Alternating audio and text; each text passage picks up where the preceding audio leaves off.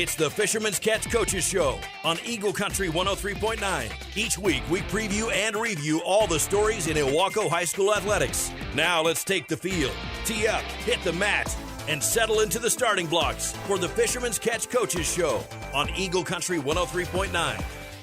Welcome to the Fisherman's Catch on Eagle Country 103.9. It's brought to you in part each week by Taft Plumbing and Septic in Ocean Park. And I'm Sean O'Connor in the office of Kevin McNulty, the Ilwaco High School Athletic Director, who's also the head football coach. And we're going to be talking about more Fisherman Fall sports this evening. We've got the football team to talk about, a little bit of volleyball, and also get into the cross-country schedule here towards the end of the show. But we're going to start out this week again talking about that Fisherman football team who has now won back-to-back games after a short two-game slide. And Coach, you got your third win on the season and a really good way to start league play with a nice win over South Bend. You said it. Good way to start league, and that's exactly what we're focusing on. And we're happy to be 1-0 and sit in the top of the Pacific League Coastal Division.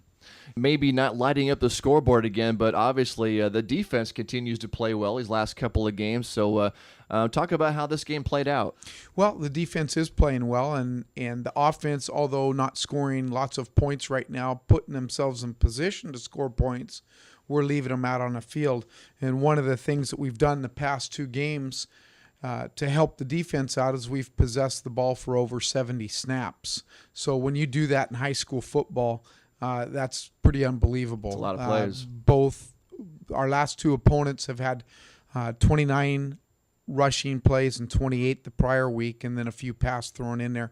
They're sitting around 35 plays, so we're doubling up on plays, and we're leaving points out there on the field in good scoring position and not coming away, maybe getting stopped on fourth down or a turnover, and then defensively we are doing a good job in getting some 3-and-outs and gaining more confidence.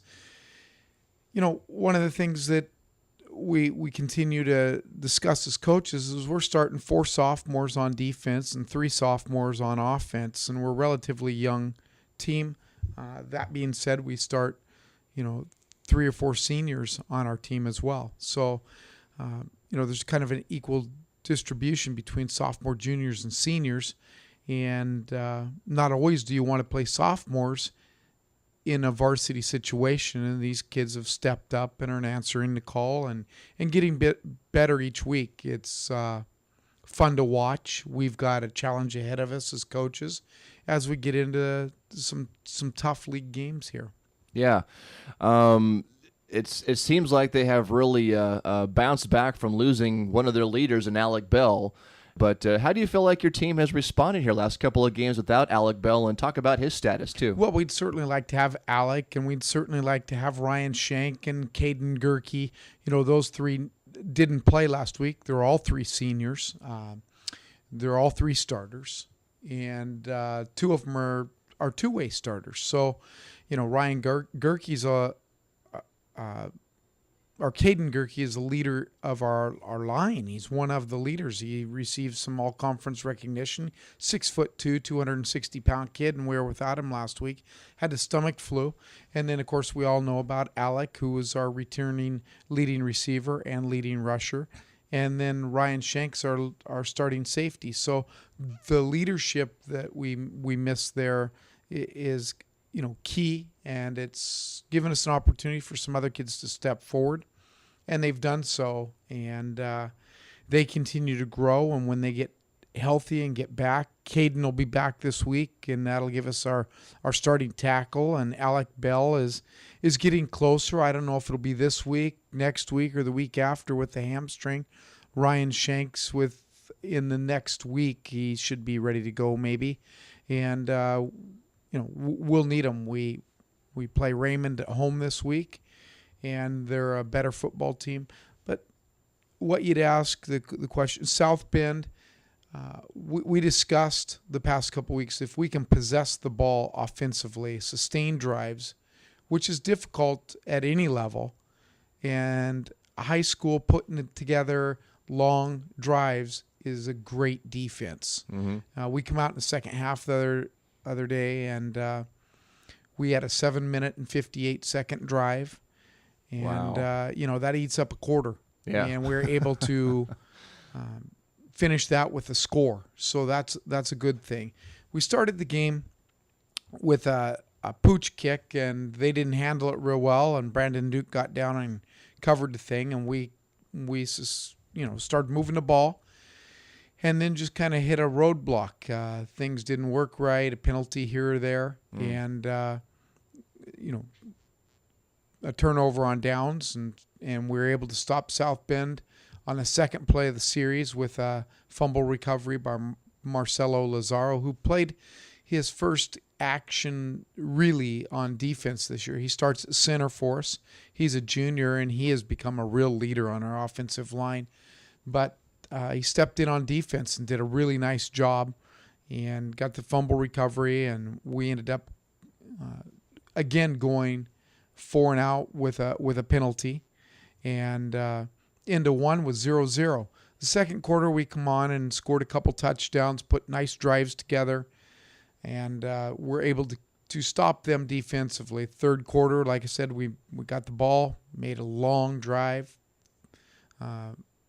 finished it with a score, and we are looking at 21-0, and then in the fourth quarter, we're kind of back and forth, and South Bend scored with under 2 minutes to go, got their score, and finished. That was a finished score, 21-6. So, good way to start out league play. When we come back here in the Fisherman's Catch, we'll get some final thoughts here on this win over South Bend, and then look ahead to their next challenge, another league game against Raymond this coming Friday. You're listening to the Fisherman's Catch on Eagle Country 103.9, brought to you in part each week by Taft Plumbing and Septic in Ocean Park. We're talking to Kevin McNulty about all things fisherman sports on the Fisherman's Catch on Eagle Country 103.9.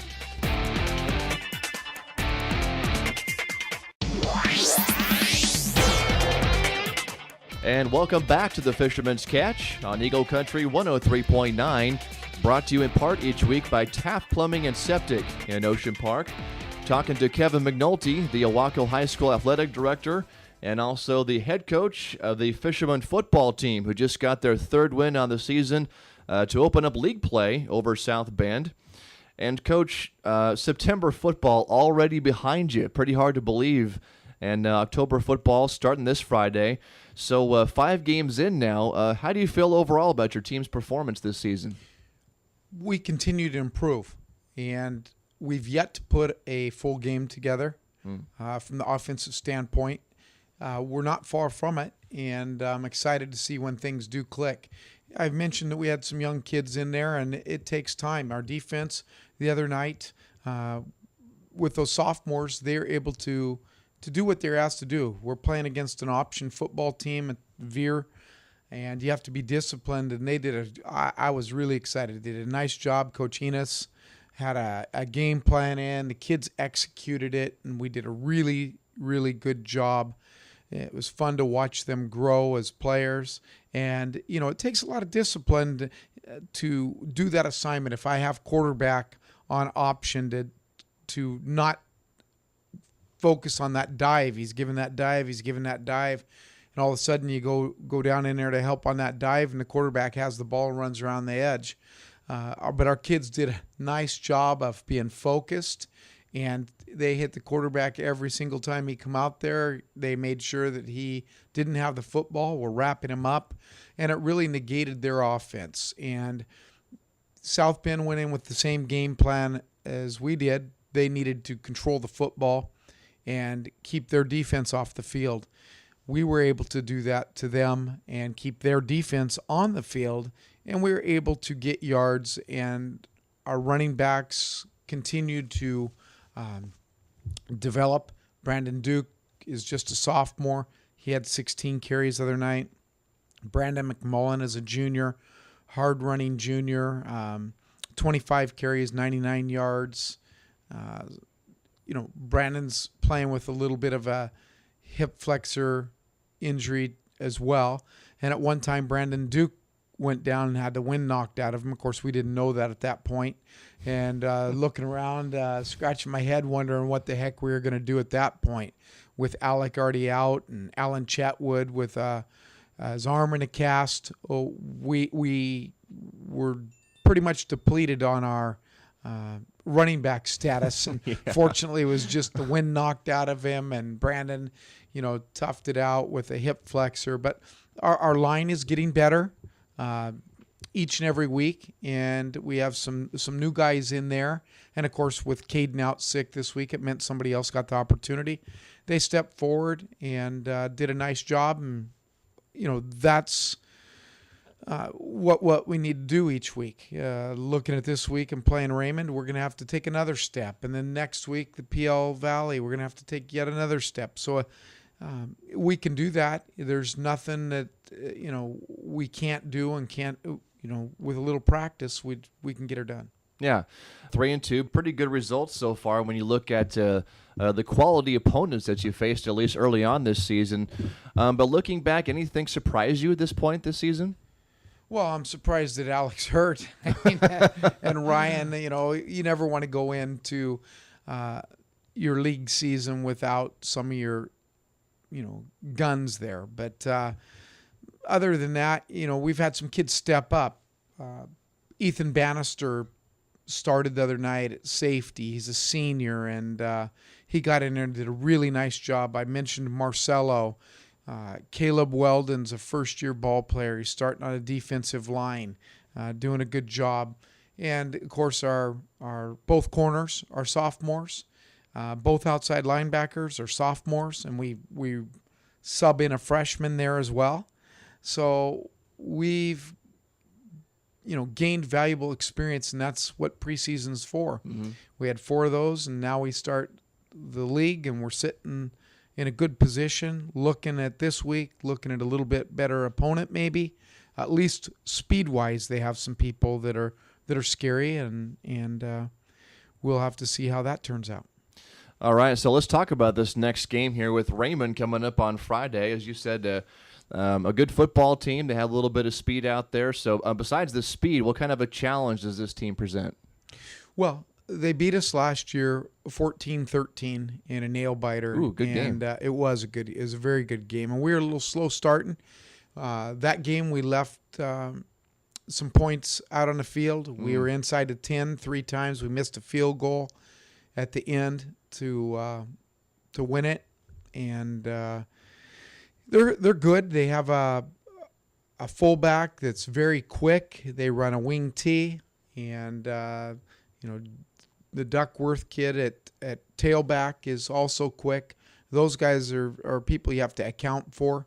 They're also running some option with their senior quarterback, Kasenkowski, and those are really the 3. And then up front, they're led by the Hamilton kid in the line who's a man-child, and he's a real ball player. He plays middle linebacker for him, a 6'3", 225-pound kid that can run and likes contact. So he's somebody you got to account for. And, their passing game, if we can force them to have to pass as opposed to, being able to set it up and run play action, we'll be a lot better off. On defense, they're very active. They run a 3-5 defense. They're bringing linebackers from all over. As I mentioned, the Hamilton kids in the middle. Their outside linebackers are 2 of their best athletes. And they'll give us some different things to look at. Now, we faced the 3-5 this week as well, and that's not anything uncommon. They do have some kids that have played there and have experience, and we're looking forward to a good football game. We do play them at our place. They've shown on film that they have the ability to make mistakes just like any of the rest of us, and they've left the ball on the turf a few times, and we're hoping that they'll do that and accommodate us on Friday night and fumble the ball a few times. We'd gladly pick it up. But they're athletic, and they have something we don't, and that's speed. We know that we're not the fastest team around. That's why we're kind of like plot horses, but we're consistent. And we do what we do, and they'll do what they do. And hopefully they won't get any creases to get an open field and run and show us who has speed. Our kids have done a nice job. South Bend had speed, a little speedy back, and we didn't let him out. We contained him pretty well, as their quarterback. So it'll be a good football game. We're throwing a couple new wrinkles in and preparing for them. And we're also, I guess we're adding some stuff, but we're reducing some stuff that we don't feel like we can maybe do against them because of their attacking front and bringing the pressure that they try to bring. But we'll try to do some things that we've had success with against them in the past. And one of the keys is, your kids have to believe that they have the ability to win the football game. Yeah. And last year when we played them, the last couple years, Raymond's been at or near the top the last few years. And last two, they've been finished in second place in the league.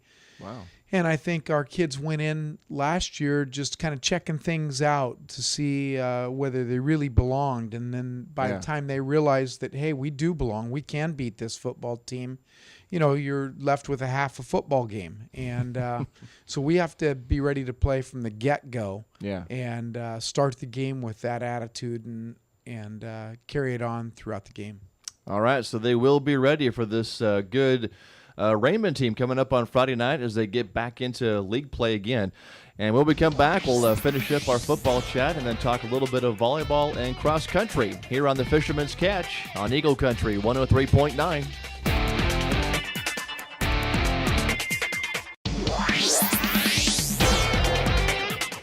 And welcome back to the Fisherman's Catch on Eagle Country 103.9.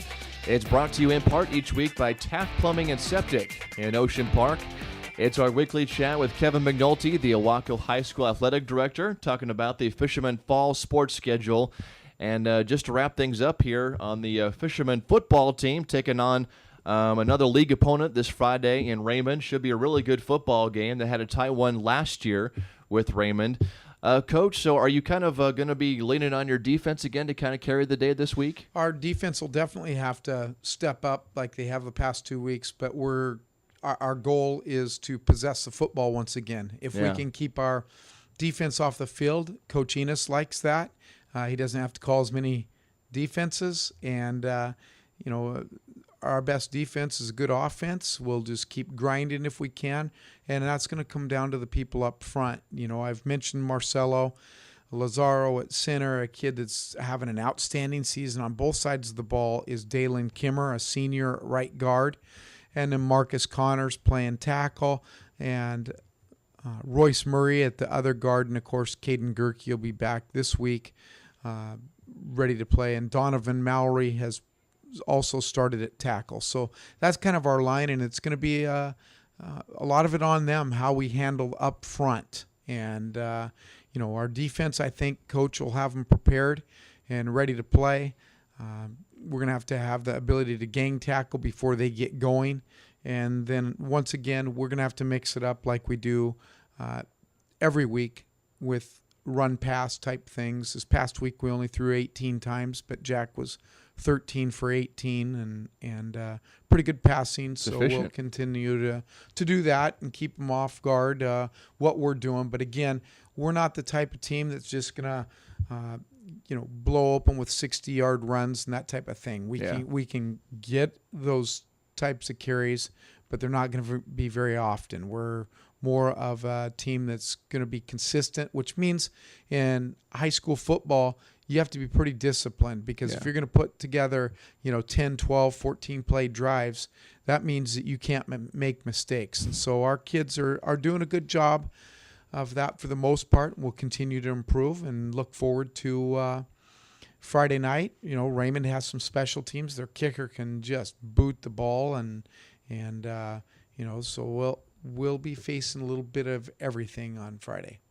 All right, so it's going to be another good game here with Raymond coming up Friday night. And that's a home game for you, isn't it, Coach? It is. First league home game of the season, taking on a good Raymond team Friday night. And now we move on to the volleyball team. They've had some pretty good success so far this year, and now they've got a week coming up here with some league games themselves. Absolutely. We finished the week last week with South Bend. That was a league game. We played on Thursday evening, and we went down in 3 games. Hard fought. We actually, in the first game, we are ahead by a substantial amount and ended up losing focus, and South Bend come back and ended up winning the game. And I felt that kind of turned the thing a little bit. And, of course, the second game they beat us rather handily. And then the third game was a hard fought. And South Bend took home the county seat.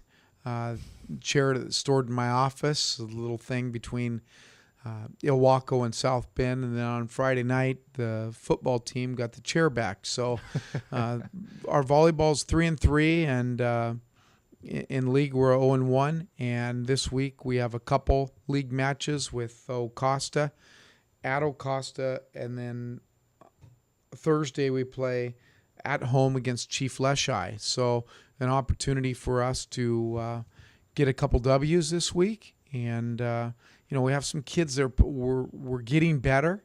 We're getting more consistent. We just need that focus for the entire match as opposed to a short window. And again, we're young, so that happens when you have, whether it be football or volleyball or what have you. When you lack experience, sometimes you lack the consistency. Yeah.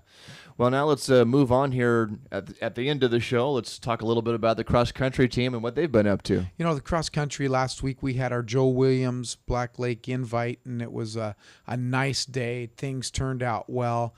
Coach Taylor was very pleased. Our kids ran exceptionally well. On the boys' side, we had kids right in.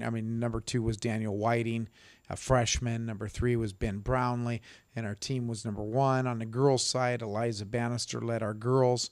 They also did very well, and we won the thing. Then Saturday, they take their annual trip to Marysville and spend the night and go run. The course was a good one. I spoke to our coach this morning, and she really liked the course and said lots of PRs. Almost everybody that ran on our team set a PR. Wow. And so this week on Friday, we are at Northwest Christian, which is a good place to run, and they're the elite team in Southwest Washington. They are dominating. They have a very, very good program.